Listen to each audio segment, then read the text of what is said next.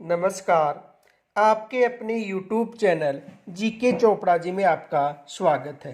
जो आज का हमारा जो टॉपिक चल रहा था वो दुर्ग चल रहे थे और दुर्ग में आज हम अध्ययन करेंगे चित्तौड़ का दुर्ग।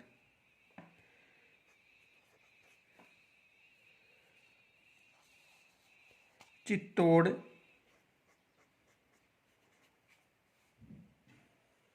का दुर्ग। आज का जो हमारा टॉपिक है वो है चित्तौड़ का दुर्ग। देखो, चित्तौड़ का जो दुर्ग है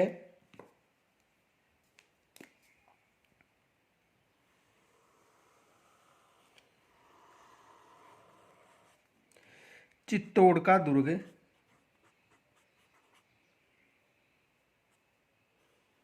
चित्तौड़ का दुर्ग,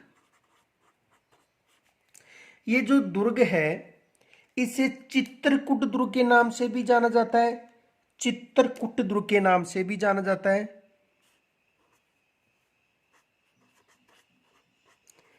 चित्रकूट दुर्ग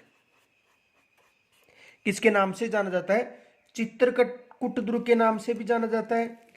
और इस ये जो दुर्ग है इसे सब किलों का सिरमौर दुर्ग भी कहा जाता है। सब किलों का सिरमौर दुर्ग भी कहा जाता है। चित्तौड़गढ़ को सब किलों का सिरमौर दुर्ग भी कहा जाता है। इस दुर्ग का निर्माण चित्रांग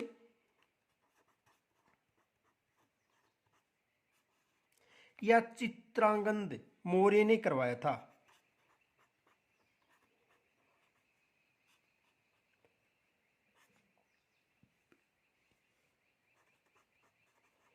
मौर्य ने करवाया था।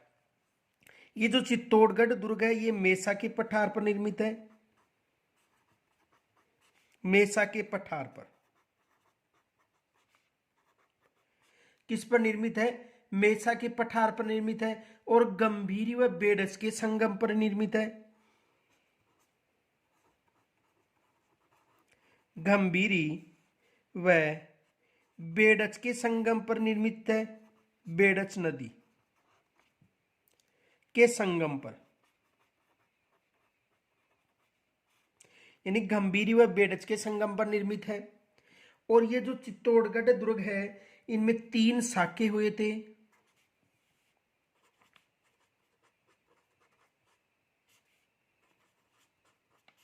किस दुर्ग में? चित्तौड़गढ़ दुर्ग में 3 साके हुए थे। इनके अलावा ये जो चित्तौड़गढ़ दुर्ग है इसमें विजय स्तंभ निर्मित है। विजय स्तंभ। इनके अलावा चित्तौड़गढ़ दुर्ग लिविंग पोर्ट है। लिविंग पोर्ट है। राजस्थान में 2 ही दुर्ग लिविंग पोर्ट है, एक चित्तौड़गढ़ दुर्ग और दूसरा जैसलमेर दुर्ग। यह दुर्ग 7 दरवाजों के लिए प्रसिद्ध है। 7 दरवाजे या पोल।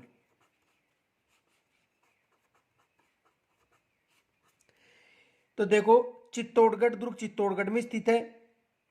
कहां पर स्थित है? चित्तौड़गढ़ में।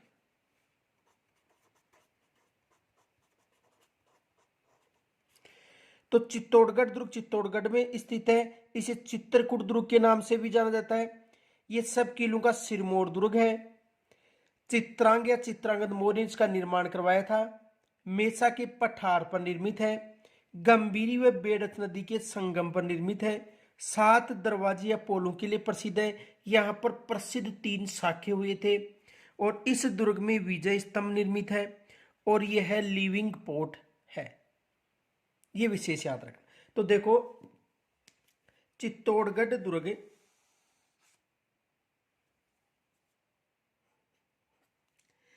यानी इसे राजस्थान का गौरव, गड्ढों का सिरमौर, वीरता व शौर्य की क्रीड़ा स्थली व त्याग तथा बलिदान के नाम से भी जाना जाता है। तो देखो, इसे राजस्थान का गौरव,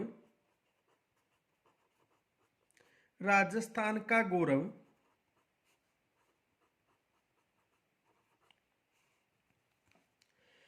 गड्ढों का सिरमौर, गड्ढों का सिरमौर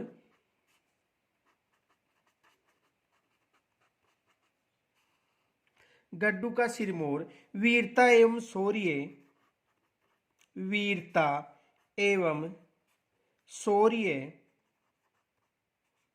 वीरता एवं शौर्य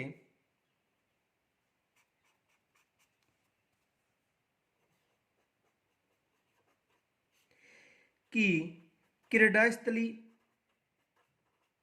क्रीडास्थली यानी राजस्थान का गौरव, गड्ढों का सिरमौर, वीरता एवं शौर्य की क्रीडास्थली व बलिदान का पावन तीर्थ, बलिदान का पावन तीर्थ आदि नामों से जाना जाता है, आदि नामों से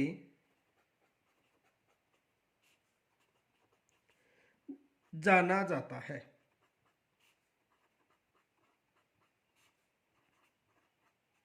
तो देखो, चित्तौड़गढ़ दुर्ग को राजस्थान का गौरव भी कहा जाता है, सब किलों का सिरमौर भी कहा जाता है, गड्ढों का सिरमौर भी कहा जाता है, वीरता एवं शौर्य की क्रीड़ा स्थली भी कहा जाता है। इनके अलावा बलिदान व पावन तीर्थ के रूप में भी इसे जाना जाता है। किस दुर्ग को? चित्तौड़गढ़ को। तो राजस्थान का गौरव पूछे तो किस दुर्ग को बताना है? चित्तौड़गढ़। और यदि रेगिस्तान का गौरव पूछे, देखो विशेष याद रखना, यदि रेगिस्तान का गौरव पूछे, नोट,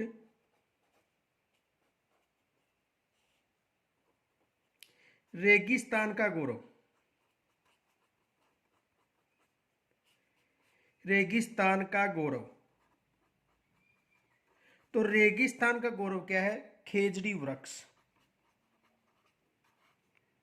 खेजड़ी वृक्ष। ये विशेष याद रखना, राजस्थान का गौरव चित्तौड़गढ़ दुर्ग और रेगिस्तान का गौरव खेजड़ी वृक्ष। आगे देखो,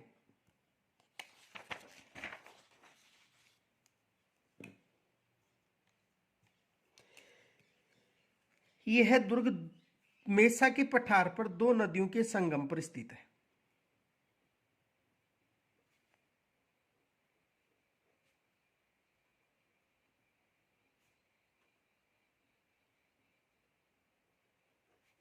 यह बेडच नदी है,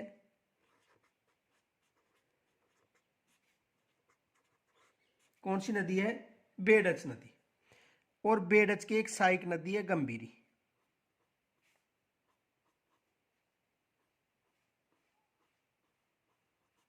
ये कौन सी नदी है? गंभीरी। और बेडच नदी अपना जल किस नदी में डालती है? बनास में।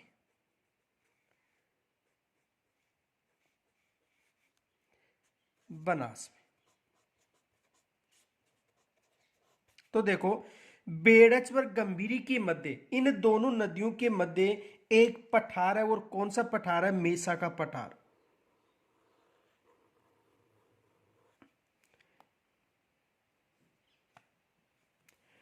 कौन सा पठार है? मेसा का पठार।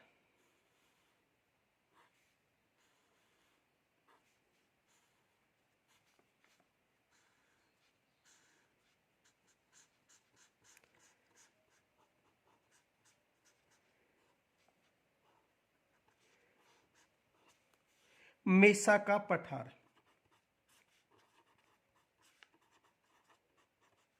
कौन सा पठार है? मेसा का पठार। और मेसा के पठार पर कौन सा दुर्ग स्थित है? चित्तौड़गढ़ दुर्ग।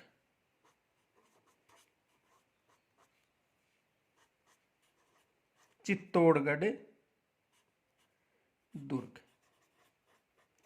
ये विशेष याद रखना कि बेडच व गंभीरी के मध्य मेसा के पठार पर कौन सा दुर्ग स्थित है?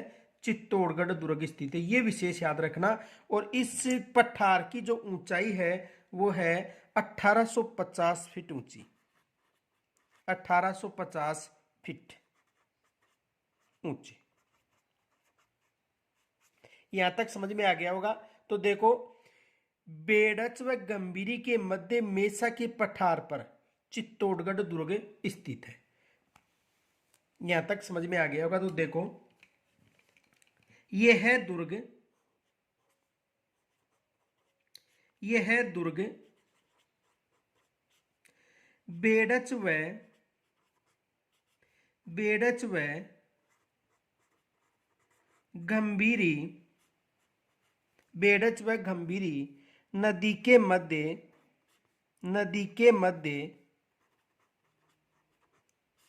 मेसा के पठार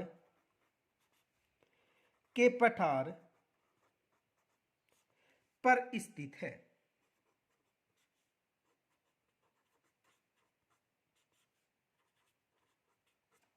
यानी यह दुर्ग बेड़च व गंभीरी नदी के मध्य मेसा के पठार पर स्थित है। कौन सा दुर्ग?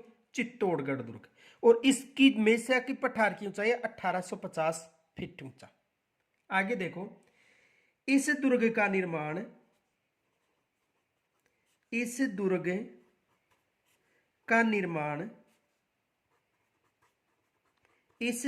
निर्माण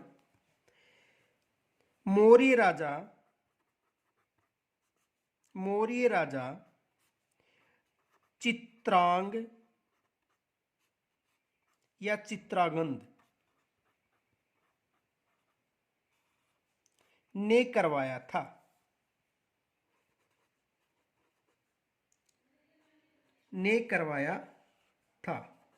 यानी इसका निर्माण किन्होंने करवाया था? चित्रांग या चित्रांगद ने करवाया था। अब देखो, यहां से सेकंड ग्रेड में एक बार प्रश्न आया था, उस प्रश्न को समझो। देखो प्रश्न,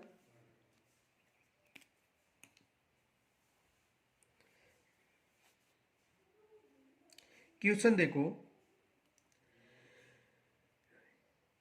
वीर विनोद के अनुसार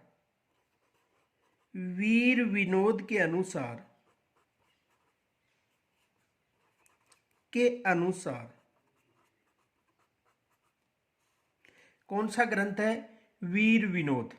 तो इस ग्रंथ के अनुसार, वीर विनोद के अनुसार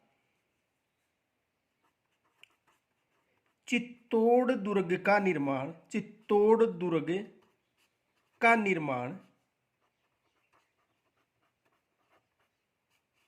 किन्होंने करवाया था?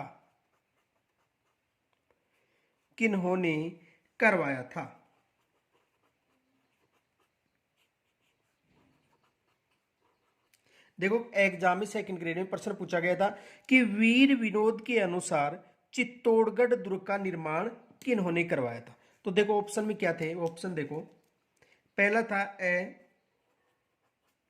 चित्रांग,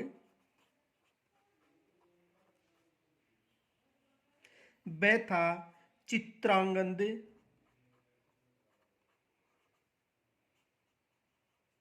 स था मान मौर्य, और द था सभी। ये एग्जाम में प्रश्न पूछा गया था कि वीर विनोद के अनुसार चित्तौड़गढ़ दुर्ग का निर्माण किन्होंने करवाया था। तो एक विशेष याद रखना, जो वीर विनोद ग्रंथ है उसके अनुसार चित्तौड़गढ़ का दुर्ग का निर्माण किन्होंने करवाया था? चित्रांग ने करवाया था। यह विशेष याद रखना, किन्होंने करवाया था? चित्रांग। देखो, किस ग्रंथ के अनुसार? वीर विनोद ग्रंथ के अनुसार। वैसे चित्रांग और चित्रांगन एक ही व्यक्ति था, लेकिन वीर विनोद जो श्यामलदास का ग्रंथ है उसमें यह उल्लेख मिलता है कि इस दुर्ग का निर्माण किन्होंने करवाया था? चित्रांग ने करवाया था। तो यह प्रश्न विशेष याद रखना। अब देखो, अलग अलग विद्वानों के अनुसार इस दुर्ग के निर्माण में अलग अलग तथ्य दिए गए हैं, उनको समझो।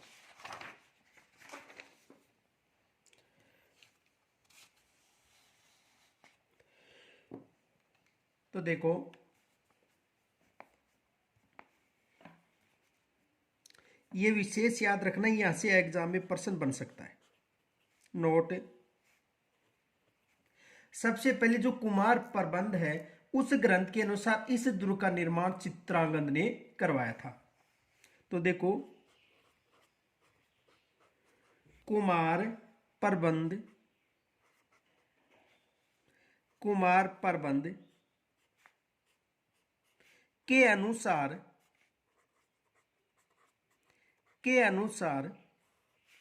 इस दुर्ग, कुमार प्रबंध के अनुसार इस दुर्ग का निर्माण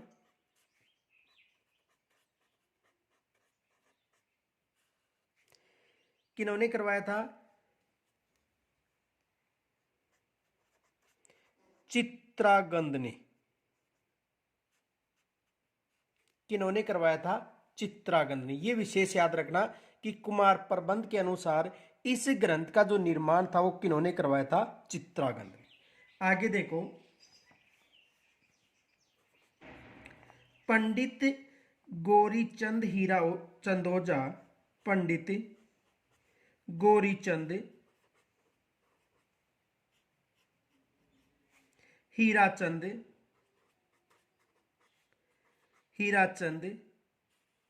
ओझा के अनुसार, यानी पंडित गौरीचंद हीराचंद ओझा के अनुसार इस जो दुर्ग था उसका निर्माण चित्रांग ने करवाया था। राजा चित्रांग। किन्होंने करवाया था? राजा चित्रांग ने करवाया था। इनके अलावा देखो,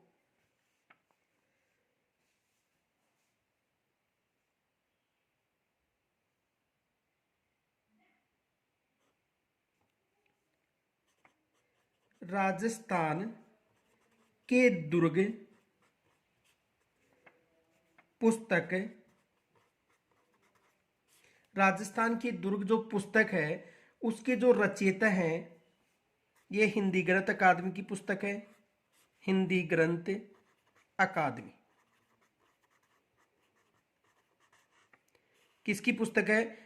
यानी राजस्थान की दुर्ग, ये जो पुस्तक है किसकी पुस्तक है? हिंदी ग्रंथ अकादमी की पुस्तक है। और इसके जो रचयिता हैं वो हैं डॉक्टर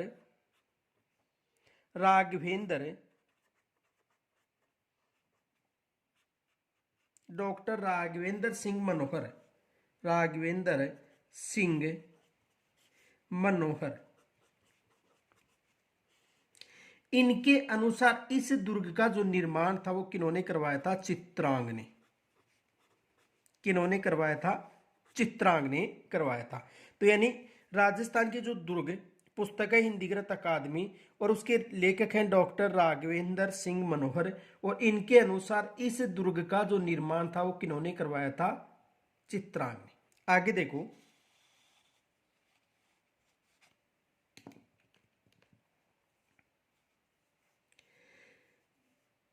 वीर विनोद के अनुसार इस दुर्ग का निर्माण, वीर विनोद ग्रंथ के अनुसार इस दुर्ग का निर्माण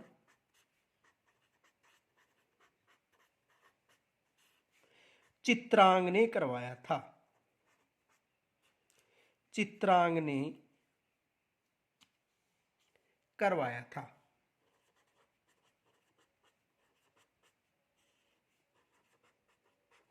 यानी इस ग्रंथ का जो निर्माण था वो किन्होंने करवाया था? चित्रांग ने करवाया था। और ये विशेष याद रखना, चित्रांग के नाम पर ही इस दुर्ग का नाम चित्रकूट रखा गया था, तथा चित्रांग के नाम पर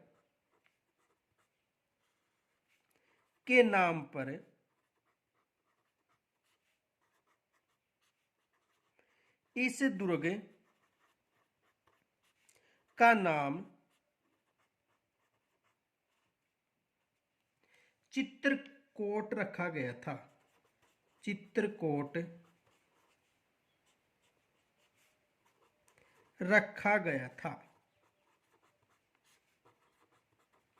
यानी ये जो वीर विनोद ग्रंथ है, इस ग्रंथ के अनुसार ये बताया जाता है कि इस दुर्ग का जो निर्माण था वो किन्होंने करवाया था, चित्रांग ने करवाया था। और इनके नाम पर इस दुर्ग का नाम क्या रखा गया है, चित्रकूट दुर्ग रखा गया है। अब आगे देखो, नोट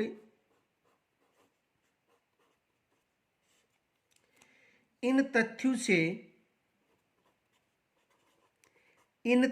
से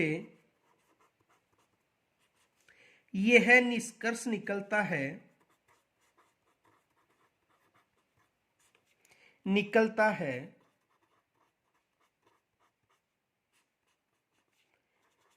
कि चित्रांग व चित्रांगद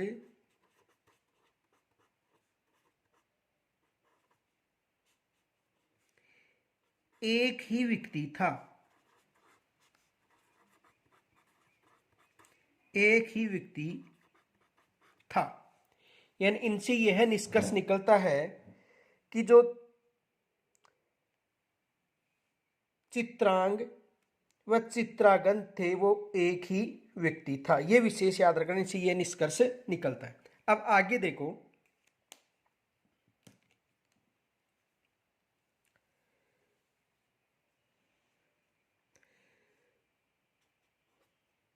यानी ये जो दुर्ग है, ये चित्तौड़गढ़ दुर्ग, इस दुर्ग के बारे में यह बताया जाता है कि सबसे पहले इस दुर्ग पर गुहिल वंशीय बप्पा रावल ने अंतिम मौर्य शासक मान मौर्य को पराजित कर कर इस दुर्ग पर अधिकार किया था। तो देखो, गुहिल वंशीय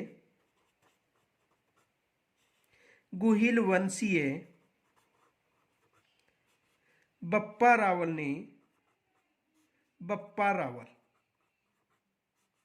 गुहिल वंशीय कौन था, बप्पा रावल, जिसे कालभोज के नाम से भी जाना जाता है, कालभोज। यानी गुहिल वंशीय बप्पा रावल, जिसे कालभोज के नाम से भी जाना जाता है, ने अंतिम मौर्य शासक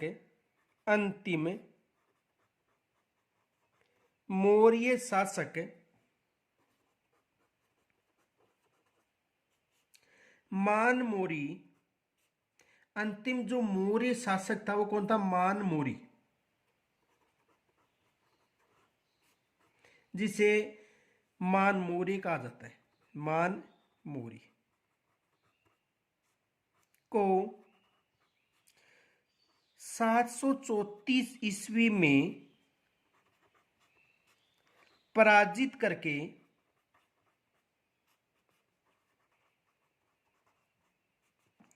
अपना अधिकार स्थापित किया था। अपना अधिकार स्थापित किया था।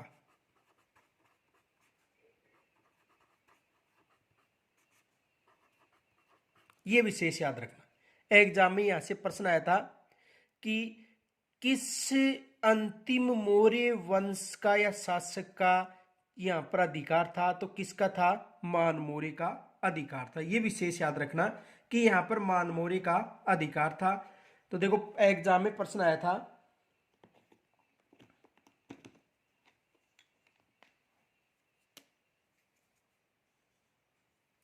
क्वेश्चन देखो, चित्तौड़गढ़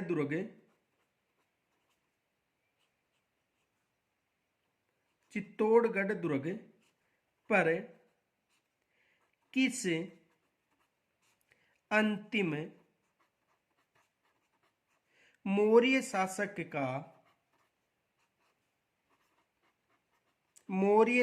का अधिकार रहा था। यह विशेष याद रखना कि जो चित्तौड़गढ़ दुर्ग है उस पर अंतिम कौन सा मौर्य शासक था जिसका अधिकार रहा था। तो अंतिम जो मौर्य शासक था वो कौन था, मान मौर्य। मान मौर्य। अंतिम शासक कौन था? मान मौर्य। आगे देखो,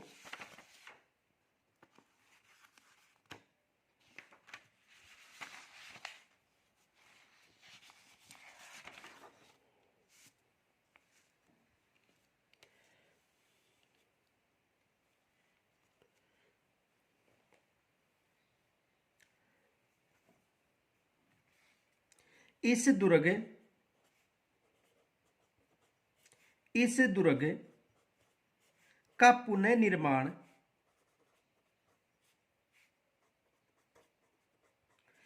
दुर्ग का पुनर्निर्माण महाराणा कुंभा ने करवाया था। महाराणा कुंभा ने करवाया था।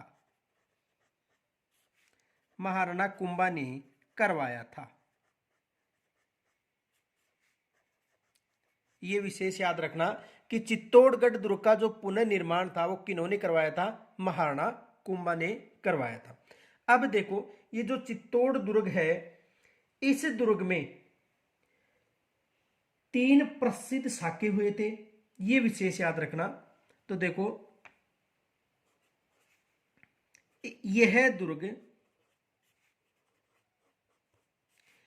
3 साके के लिए प्रसिद्ध था। यहां पर कितने साके हुए थे? 3 साके हुए थे, और यह दुर्ग 3 साकों के लिए प्रसिद्ध था। एग्जाम में साधारण प्रश्न पूछ लिया जाता है कि चित्तौड़गढ़ दुर्ग में कितने साके हुए थे। एग्जाम में प्रश्न भी आया था, देखो क्या आया था, चित्तौड़गढ़ दुर्ग में कितने साके हुए थे?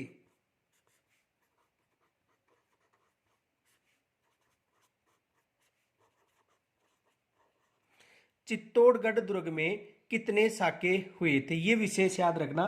तो चित्तौड़गढ़ दुर्ग में कितने साके हुए थे? चित्तौड़गढ़ दुर्ग में 3 साके हुए थे, ये विशेष याद रखना। कितने साके हुए थे? 3 साके हुए थे, ये विशेष याद रखना कि चित्तौड़गढ़ दुर्ग में कितने साके हुए थे? 3 साके हुए थे। अब देखो,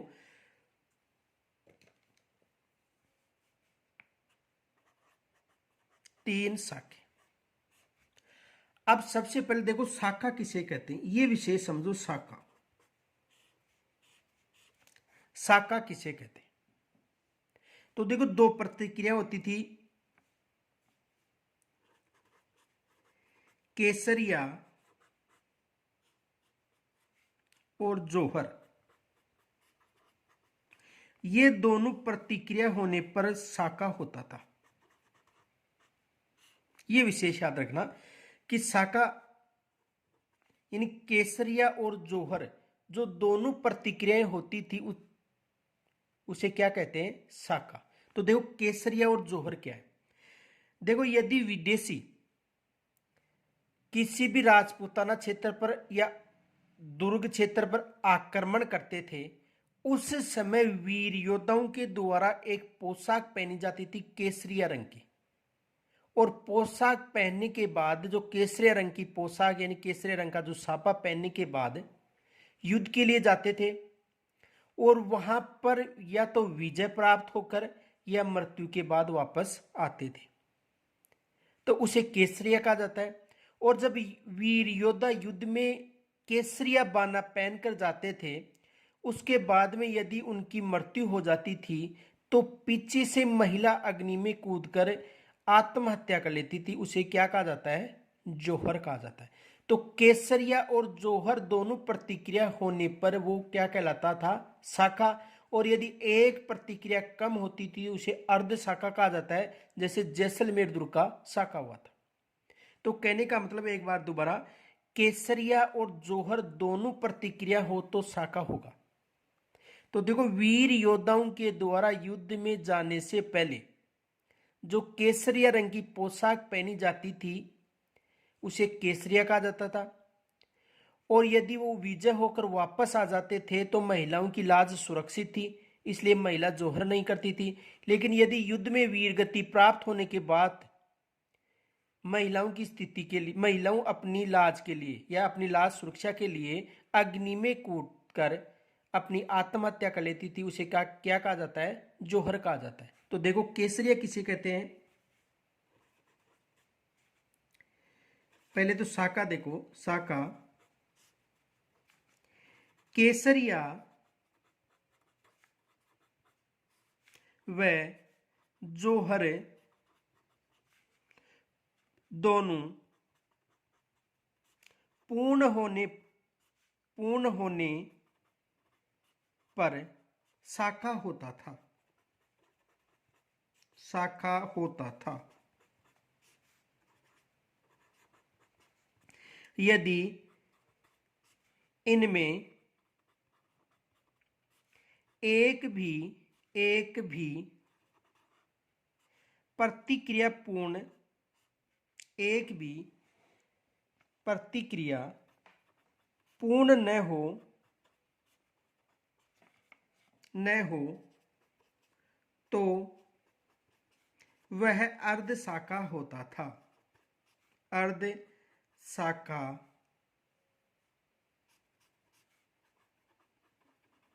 होता था। देखो यदि केसरिया पूर्ण हो और जौहर पूर्ण हो तो अर्ध शाखा, और यदि केसरिया न हो और जौहर हो तो अर्ध शाखा। केवल एक ही अर्ध शाखा था, जैसलमेर का। यानी विशेष याद रखना, जैसलमेर का अर्ध शाखा हुआ था। जैसलमेर दुर्ग में अर्ध शाखा हुआ था। कहां पर अर्ध शाखा हुआ था? जैसलमेर दुर्ग में अर्ध शाखा हुआ था। कारण क्या था?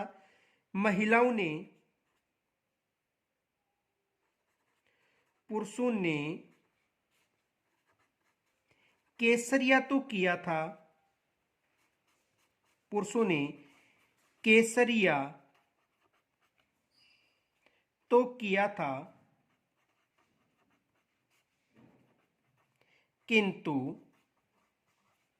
महिलाओं ने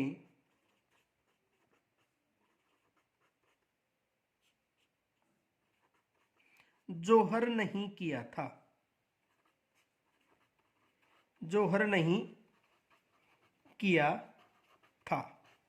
देखो पुरुषों ने केसरिया तो किया था किंतु महिलाओं ने जौहर नहीं किया था, इसलिए जैसलमेर का अर्ध शाखा हुआ था। तो देखो केसरिया और जौहर दोनों प्रतिक्रिया होने पर शाखा कहलाएगा। यानी केसरिया व जौहर दोनों पूर्ण होने पर शाखा होता है। यदि इसमें एक प्रतिक्रिया न हो तो अर्ध शाखा होगा। अब देखो केसरिया किसे कहते हैं?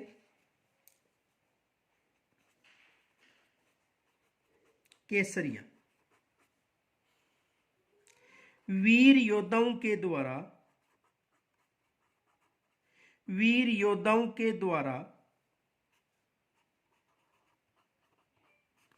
युद्ध में जाने से पहले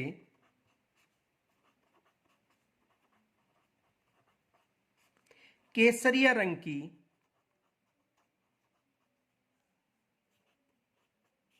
की वेशभूषा यानी पोशाक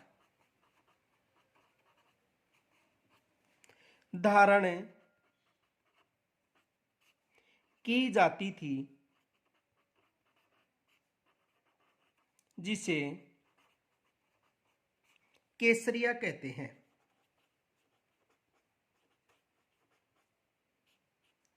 जिसे केसरिया कहते हैं। तो देखो वीर योद्धाओं के द्वारा युद्ध में जाने से पहले एक केसरिया रंग की पोशाक धारण की जाती थी, उसे केसरिया कहते हैं। आगे देखो जौहर।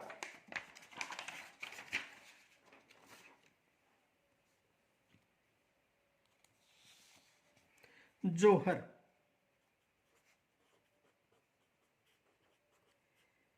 यदि वीर योद्धा युद्ध करते हुए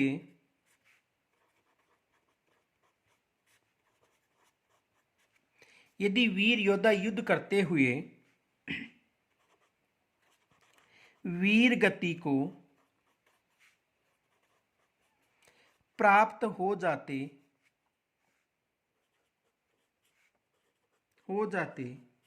तो महिलाएं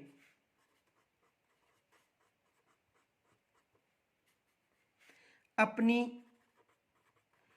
सुरक्षा के लिए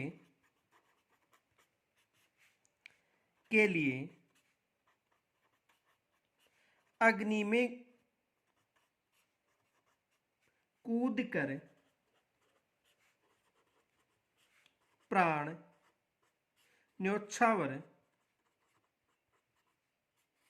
करती थी, जिसे जोहर कहते हैं।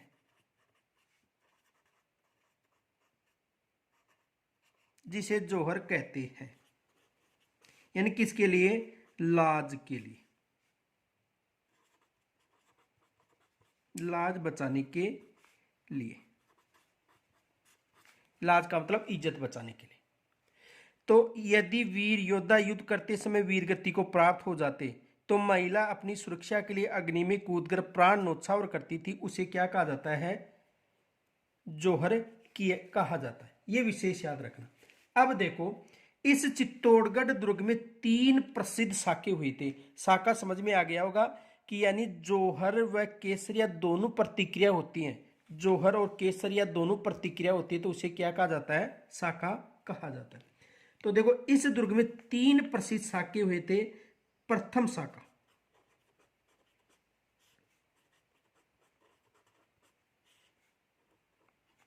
प्रथम साका 1303 में हुआ था। कब हुआ था? 1303 ईस्वी में हुआ था। देखो, प्रथम साका कब हुआ था? 1303 ईस्वी में हुआ था। यह विशेष याद रखना। उस समय चित्तौड़ का शासक कौन था? चित्तौड़ का शासक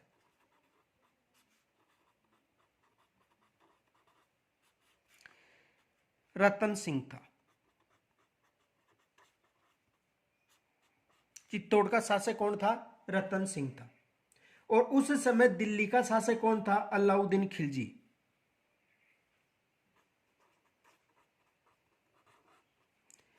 दिल्ली का शासक कौन था? अलाउद्दीन खिलजी।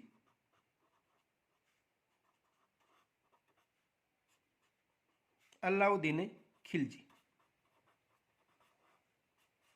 तो देखो, 1303 की बात है। चित्तौड़ का शासक कौन था? रतन सिंह था। और दिल्ली का शासक कौन था? अलाउद्दीन खिलजी। यानी दिल्ली का जो शासक था वो कौन था? अलाउद्दीन खिलजी। और चित्तौड़ का शासक कौन था? रतन सिंह। अब देखो, रतन सिंह की रानी का नाम था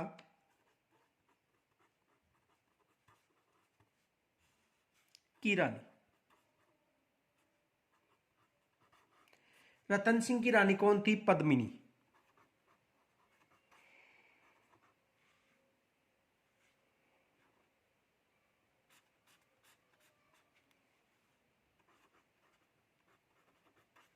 रतन सिंह की रानी कौन थी? पद्मिनी। तो देखो, यानी चित्तौड़ का शासक रतन सिंह था, दिल्ली का शासक अलाउद्दीन खिलजी था, और रानी कौन थी? पद्मिनी। तो देखो, यहां पर ये साका होने का जो कारण था वो क्या था? ये बताया जाता है इतिहासकारों के अनुसार कि जो पद्मिनी थी अति सुंदर थी, और रतन सिंह के दरबार में एक राघव चेतन नाम का ब्राह्मण रहता था। ब्राह्मण का क्या नाम था? राघव चेतन। तो राघव चेतन की पद्मिनी पर जादू टोना का प्रभाव किया था कुछ विद्वानों के अनुसार, और कुछ विद्वान ये बताते हैं कि इन पर बुरी नजर थी। किनकी थी? राघव चेतन की। और इसका पता किसको चल गया था? रतन सिंह को चल गया था। जब रतन सिंह को राघव चेतन के बारे में पता चला तो रतन सिंह ने राघव चेतन को राज्य से निष्कासित कर दिया था। जब रतन सिंह ने राघव चेतन को राज्य से निष्कासित किया, उस समय उन्होंने अलाउद्दीन खिलजी की शरण ली थी। विद्वानों का कहना है या इतिहासकारों का बताना है कि जब अलाउद्दीन खिलजी भ्रमण करने जाता था, उस क्षेत्र में जो राघव चेतन था उन्होंने एक दोना डाल रखा था और वहां पर भक्ति कर रहा था। जब राघव चेतन वहां से निकला तो जब अलाउद्दीन खिलजी वहां से निकला तो उसकी मुलाकात राघव चेतन से होती है और राघव चेतन ने अलाउद्दीन खिलजी की बहुत बड़ाई की। अंत में उन्होंने कहा कि आपसे सुंदर तो जो चित्तौड़गढ़ में रतन सिंह है उसकी रानी पद्मिनी है। उसके बाद इसका जो मन था वो पद्मिनी की तरफ हो गया अलाउद्दीन खिलजी का, और अलाउद्दीन खिलजी ने पद्मिनी को प्राप्त करने के लिए रतन सिंह के साथ युद्ध किया था।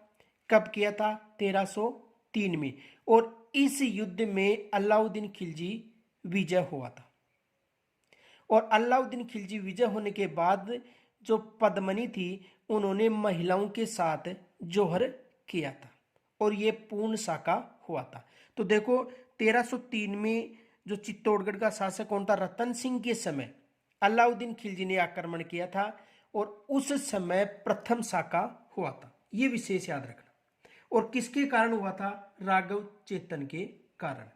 अब देखो उसके बाद में जब यहां पर अलाउद्दीन खिलजी का अधिकार होता है तो चित्तौड़गढ़ दुर्ग का नाम उन्होंने खिरजाबाद अपने पुत्र खिरखा के नाम पर खिरजाबाद रखा था। तो देखो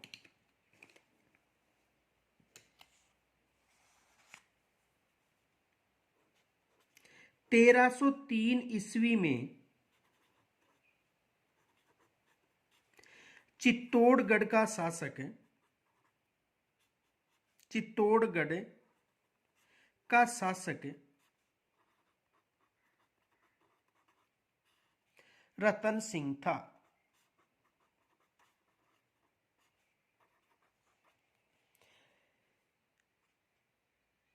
इनकी रानी का नाम पद्मिनी था, जो अति सुंदर थी।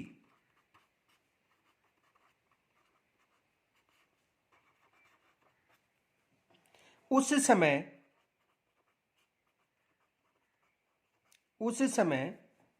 दिल्ली का शासक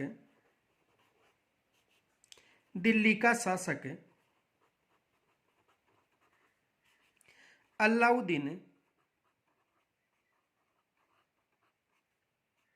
खिलजी था।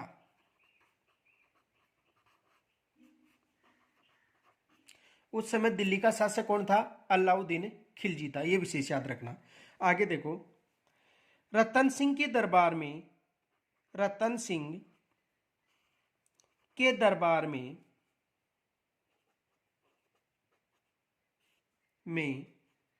राघव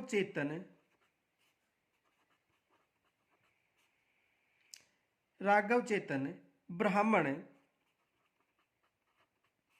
रहता था।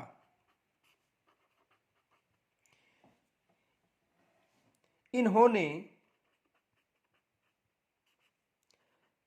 पद्मिनी पर जादू टोना कर दिया था। यानी इन्होंने पद्मिनी पर क्या कर दिया था? जादू टोना। लेकिन कुछ इतिहासकारों का मानना है, देखो कुछ इतिहासकारों का मानना है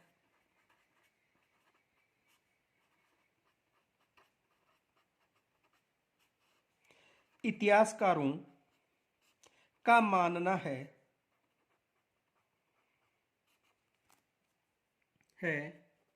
कि राघव चेतन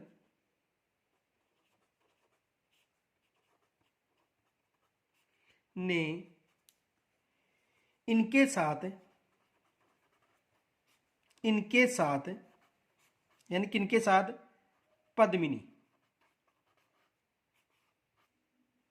के साथ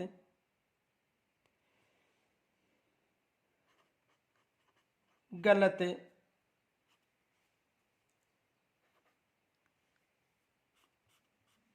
घिनौना घिनौना अपराध किया था।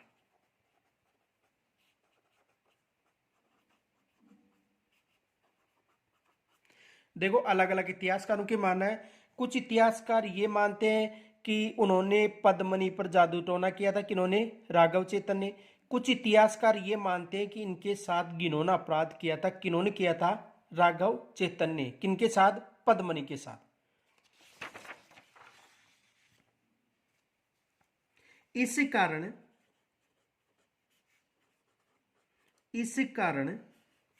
रतन सिंह ने राघव चेतन को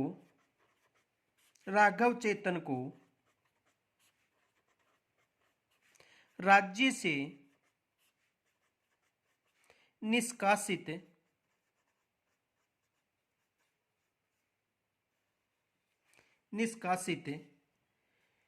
कर दिया था।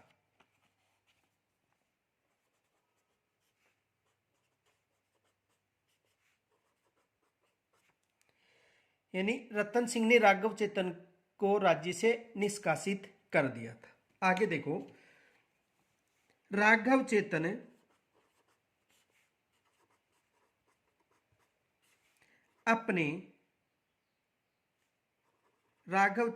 अपने अपमान का बदला लेने के लिए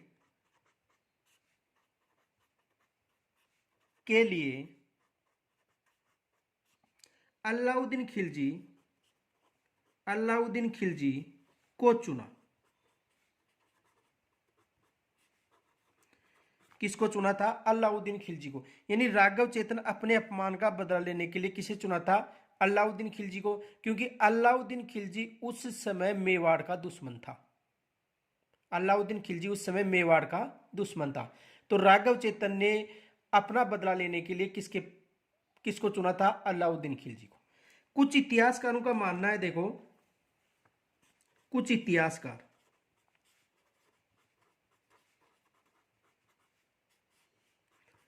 का कहना है कि जिस रास्ते से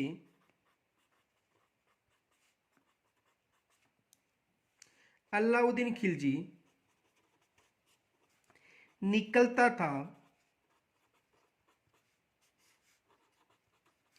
वहां पर राघव चेतन ने धूणा का मतलब तपस्या स्थान, धूणा ढाल रखा था। यानी जो तपस्या की जाती है, तपस्या जो स्थान होता है उसे धूणा कहा जाता है। यानी जिस रास्ते से जिस रास्ते से अलाउद्दीन खिलजी निकलता था, उस रास्ते में राघव चेतन ने धूणा डाल रखा था। जब अलाउद्दीन खिलजी की नजर उस पर पड़ी तो उसे दरबार में बुलाया गया।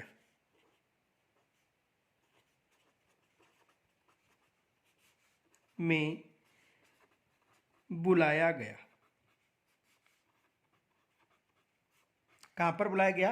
दरबार में। अब देखो, यानी राघव चेतन अपना अपमान का बदला लेने के लिए किसकी शरण ली थी? अलाउद्दीन खिलजी। यानी राघव चेतन एक तेज ब्राह्मण था, तो उनको पता था कि रतन सिंह से बदला केवल अलाउद्दीन खिलजी के माध्यम से ही लिया जा सकता है।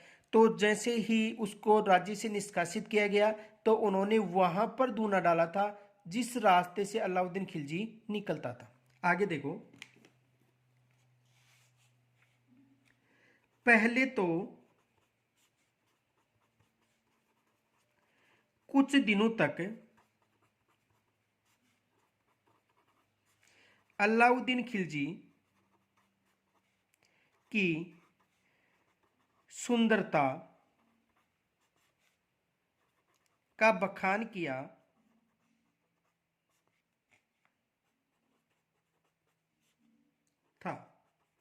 उसके बाद अचानक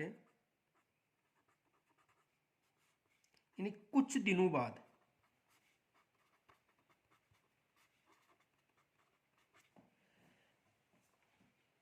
पद्मिनी की सुंदरता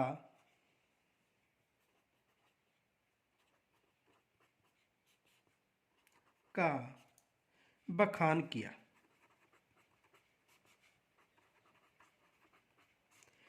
यानी कुछ दिनों तक तो उन्होंने अलाउद्दीन की सुंदरता का उल्लेख बखान किया, उसके बाद अचानक कुछ दिनों बाद उन्होंने ये कहा कि आपसे सुंदर तो चित्तौड़ की रानी पद्मिनी है। आगे देखो, उसके बाद जब उसे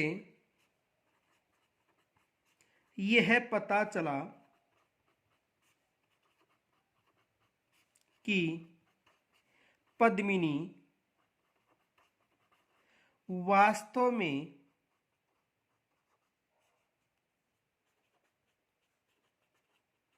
सुंदर है, तो उन्होंने चित्तौड़ पर आक्रमण कर दिया।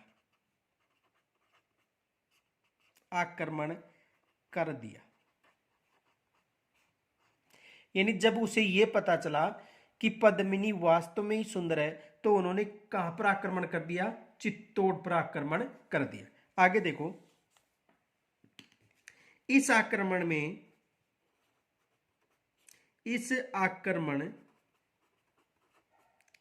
में रतन सिंह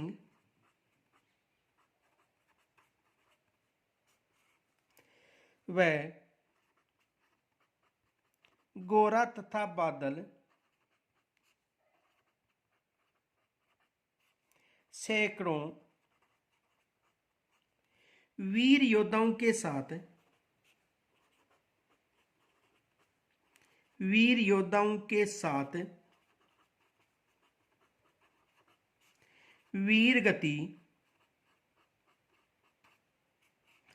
वीर गति को प्राप्त हो गए।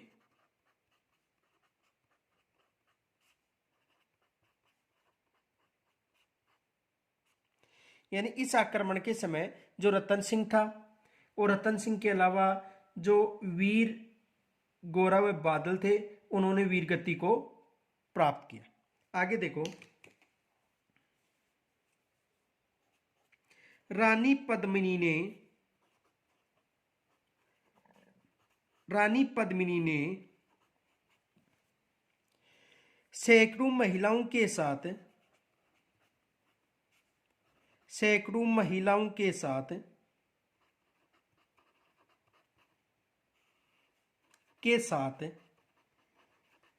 जोहर किया।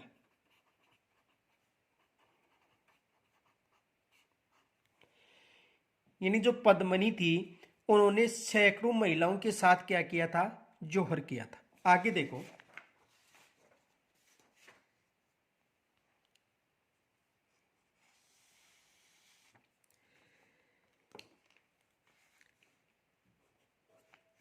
इस दुर्ग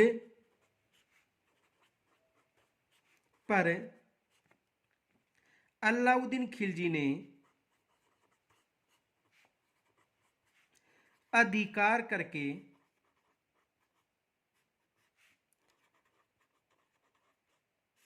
अपने पुत्र के नाम पर इसका नाम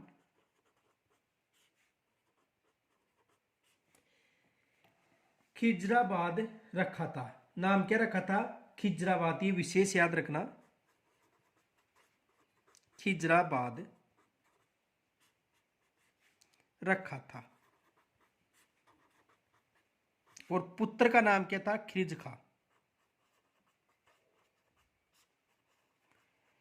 खिज खा। तो यानी इस दुर्ग पर अलाउद्दीन खिलजी ने अधिकार कर लिया था और अपने पुत्र खिज खा के नाम पर इसका नाम क्या रखा था? खिरजाबाद रखा था। आगे देखो, यह है मेवाड़ का प्रथम शाखा था। यह मेवाड़ का प्रथम शाखा था। और यदि वैसे पूछा जाए अलाउद्दीन खिलजी का, तो सबसे पहला शाखा रणथंभौर दुर्ग में था 1301 में। तो देखो नोट, प्रथम शाखा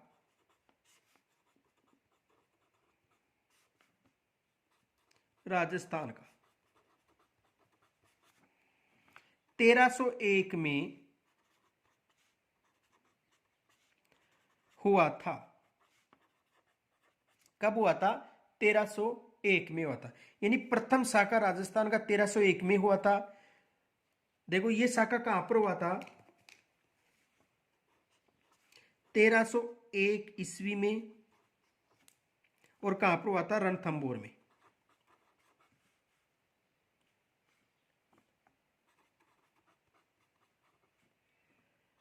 कहां पर हुआ था? रणथंभौर दुर्ग में। यह विशेष याद रखना कि जो चित्तौड़ का प्रथम शाखा था वो कहां पर हुआ था? रणथंभौर दुर्ग में। कब हुआ था? 1301 में। वहां का शासक कौन था? हमीर देव चौहान। रणथंभौर का शासक कौन था? हमीर देव चौहान। कहां का शासक था? रणथंभौर का।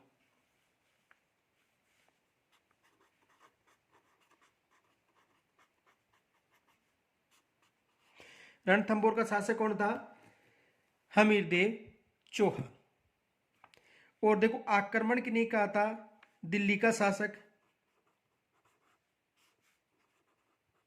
दिल्ली का शासक कौन था? अलाउद्दीन खिलजी। दिल्ली का शासक कौन था? अलाउद्दीन खिलजी था। तो यानी कहने का मतलब जो प्रथम शाखा हुआ था वो कहां पर हुआ था? रणथंभौर में। कब हुआ था? 1301 में। और उस समय वहां का शासक कौन था? हमीर था। और दिल्ली का शासक कौन था? अलाउद्दीन खिलजी था। इस शाखा को जल जोहर के नाम से भी जाना जाता है। ये विशेष याद रखना, इसे जल जोहर के नाम से भी जाना जाता है। इसे जल जोहर के नाम से भी जाना जाता है। जाना जाता है। किसके नाम से जाना जाता है? जल जोहर के नाम से भी जाना जाता है। तो प्रश्न एग्जाम में पूछा जा चुका है कि प्रथम शाखा पूछे तो 1301 में बताना है। कहां पर बताना? रणथंभौर दुर्ग में। और चित्तौड़ का प्रथम शाखा हुआ था 1303 में। और यदि राजस्थान का द्वितीय शाखा पूछे तो कौन सा बताना है? चित्तौड़ का। अब देखो यहां पर एक एग्जाम में प्रश्न आया था,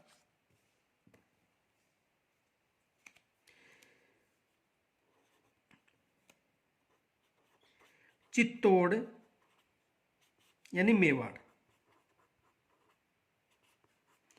का प्रथम शाखा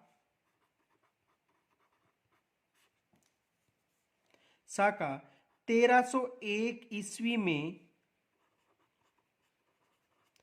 हुआ था, जो राजस्थान का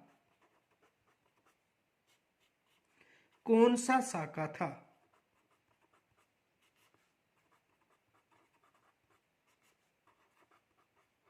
ये विशेष याद रखना। तो देखो अलाउद्दीन ने सबसे पहले हमीर पर आक्रमण किया था 1301 में। उसके बाद कहां पर आक्रमण किया था? चित्तौड़ पर। कब किया था? 1303 में। सॉरी 1303 नहीं, यहां पर 1303 में। तो यानी चित्तौड़ का प्रथम शाखा 1303 में हुआ था। जो राजस्थान का कौन सा शाखा था? द्वितीय शाखा था। प्रथम शाखा रणथंभौर का था। तो ये कौन सा शाखा था? द्वितीय शाखा। यानी प्रथम शाखा में रणथंभौर का था। वहां का शासक कौन था? हमीर था। और दिल्ली का शासक कौन था? अलाउद्दीन खिलजी का। और इस शाखा को जलजोर के नाम से भी जाना जाता है। अब देखो चित्तौड़ यानी मेवाड़ का जो प्रथम शाखा हुआ था वो 1303 में हुआ था, लेकिन ये राजस्थान का कौन सा शाखा था? ये राजस्थान का द्वितीय शाखा था। ये विशेष याद रखना, ये राजस्थान का कौन सा शाखा था? द्वितीय शाखा था। अब देखो सेकंड ग्रेड में जो एग्जाम में प्रश्न पूछा गया था, दूसरा प्रश्न,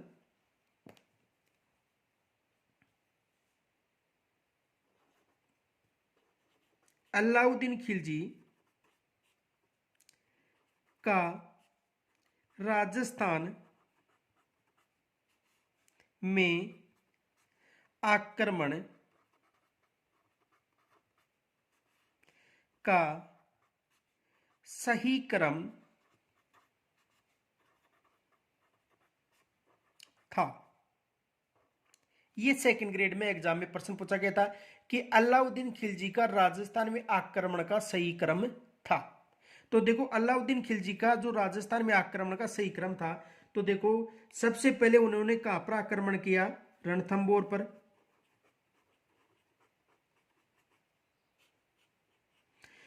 रणथंभौर दुर्ग पर। उसके बाद उन्होंने किया चित्तौड़गढ़ दुर्ग पर।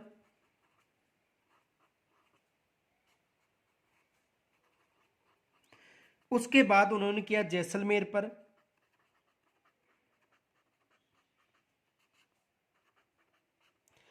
जैसलमेर दुर्ग पर। उसके बाद उन्होंने किया बाड़मेर दुर्ग पर, जिसे सिवाना के नाम से जाना जाता है। और उसके बाद उन्होंने किया जालोर दुर्ग पर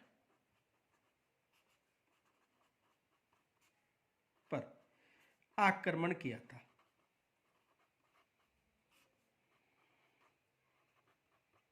यानी देखो अलाउद्दीन खिलजी राजस्थान में आक्रमण का सही क्रम था, पहले रणथंभौर में किया, फिर चित्तौड़ में किया, फिर जैसलमेर दुर्ग पर किया, फिर बाड़मेर, फिर जालोर दुर्ग पर। तो इनकी जो डिटेल है वो अगले वीडियो में आपको समझाई जाएगी कि रणथंभौर दुर्ग पर कब आक्रमण किया, कौन शासक था, कौन रानी थी, चित्तौड़गढ़ पर कौन आक्रमण किया, उसमें शासक कौन था, रानी कौन थी, जैसलमेर पर शासक कौन था, बाड़मेर व जालोर में पर शासक कौन था, और यहाँ पर किस वंश का अधिकार था। तो इसकी डिटेल कल के वीडियो में करेंगे। यहाँ तक यदि कोई समस्या हो तो कमेंट्स के द्वारा जरूर बताएं। धन्यवाद।